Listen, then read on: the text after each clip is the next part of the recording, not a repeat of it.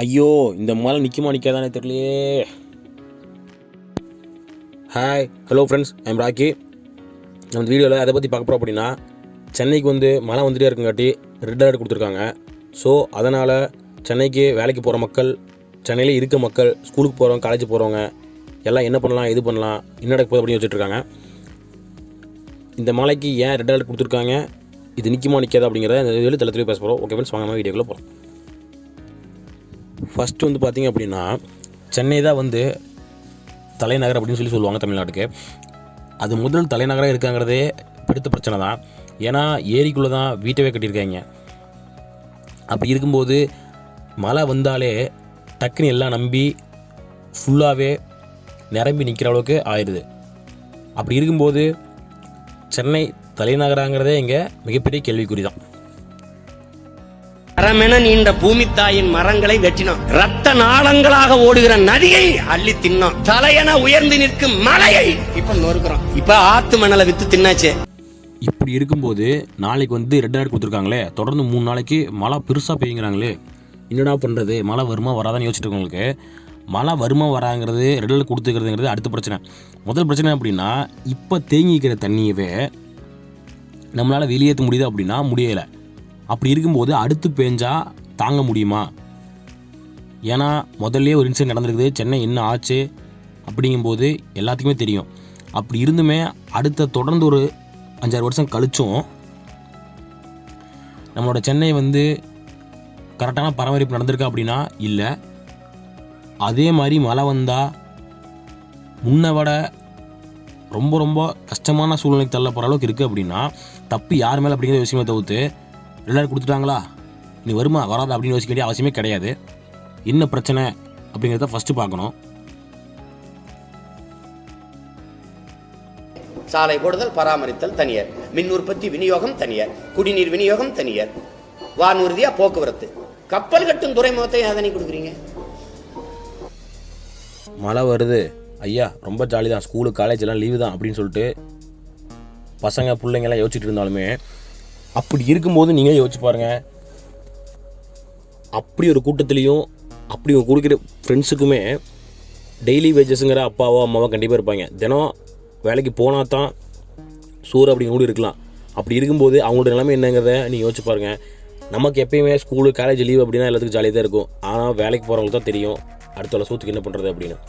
அப்படி இருக்கும்போது இது எல்லாத்தையும் யோசிச்சு வருமுன் காப்பதே சிறந்ததுங்கிற மாதிரி, என்ன வந்தாலும் ஃபேஸ் பண்ணுற மாதிரி நம்ம தான் இருக்கணும், இருக்க பழக்கணும். அதான் ரொம்ப ரொம்ப அவசியமான ஒன்று. பல லட்சம் ஆண்டுகளுக்கு, பல கோடி ஆண்டுகளாக இயற்கை உனக்கு கொடையாக கொடுத்தது ஆறு, மணல், மலை. உன்னால சரிடா, இப்போ என்ன சென்னையில் இருக்கவும் என்னதான் பண்ணுறது? இப்போ நான் சப்போஸ் சென்னைக்கு நான் வேலைக்கு போய் என்ன பண்ணுறேன் அப்படின்னா, இப்போதைக்கு எல்லாத்தையுமே தவிர்க்கலாம். சென்னையில் நமக்கு அவசியமான வேலையாகவே இருந்தாலுமே போயிட்டு வர தூரத்தையும் யோசிக்கணும். அது போக அங்கே இருக்கிற பிரச்சனையும் ஃபேஸ் பண்ணுற அளவுக்கு நம்மளால் முடியுமான்னு யோசிக்கணும். அப்படி இருக்கும்போது நீங்கள் சப்போஸ் வேலைக்கு போகிறலாம் இருந்தால், ஒரு ஐடி பீப்புளாக இருந்தீங்க அப்படின்னா ஒர்க் ஃப்ரம் கேளுங்க, கண்டிப்பாக கொடுப்பாங்க. அதை வாங்கி பாருங்கள். அங்கே போய் தான் பார்க்கணும் அவசியமே இல்லை, இங்கிருந்து கூட பார்க்கலாம். ஸ்கூல் காலேஜஸாக லீவ் விட்டாங்க. ஒருவேளை நான் வெளியூர் இருக்கேன், சென்னை தான் படிக்கிறேன் அப்படின்னா ஸ்கூலுக்கும் காலேஜுக்கும் போயே ஆகணும் அப்படின்னும் அவசியம் கிடையாது. படிக்கிறதுக்கு ஃபோன் இருக்குது, எப்படி யூஸ் பண்ணி படிக்கணுமோ நல்வழியில் அப்படிங்கிறது உங்களுக்கு தெரியும். அப்படி பார்த்துக்கலாம். மேக்ஸிமம் டு த கோர் நீங்கள் அங்கே போய் தான் எல்லாத்தையும் பண்ணணுங்கிறத தவிர்த்தாலே பிரச்சனையே கிடையாது. சில நாட்களுக்கு மட்டும் எல்லாம் யோசிக்கலாம். ரெட் அலர்ட் வராது, கொடுத்துட்டாங்க, ஸோ நடக்காது, வரும்னு சொல்லிட்டாலே அது நடக்க போகிறதில்ல அப்படி இப்படின்னு யோசிக்கலாம். அது நடந்தால் என்ன, நடக்காட்டி என்ன, சொல்லிட்டாங்க, மழை வர வந்துக்கிட்டே இருக்குது. அப்படி இருக்கும்போது நம்மளே பார்த்துக்கிட்டா பிரச்சனையே இல்லை. ஸோ உங்களுக்கு இந்த வெளியில் சொன்னது தெளிவாக புரிஞ்சுக்கணும்னு நான் நம்புறேன். இப்ப இந்த மரத்தை பூரா வெட்டிவிட்டா என்ன ஆகும்? மரத்தை பூரா வெட்டிட்டா வெறும் மழை தான் இருக்கும். மழை மட்டும் தான் மிஞ்சுமா? அது எப்படி இருக்கும்? பெரிய மழை பெஞ்சதுன்னா மண்ணெல்லாம் கரைஞ்சு போயிட்டு வெறும் பாறை தான் இருக்கும். அப்ப நமக்கு பாறை மட்டும் தான் மிஞ்சும். அதான் வெடி வச்சு தகர்த்து கிரானைட்னு வெளிநாட்டுக்கு ஏற்றுமதி செய்யறோம்ல, கல்குவாரி கேள்விப்பட்டதில்ல நீ? அப்ப தரையாவது மிஞ்சுமா? அதான் பிளாட் போட்டு வித்துறாங்கல்ல, அப்புறம் எப்படி தர மிஞ்சும்?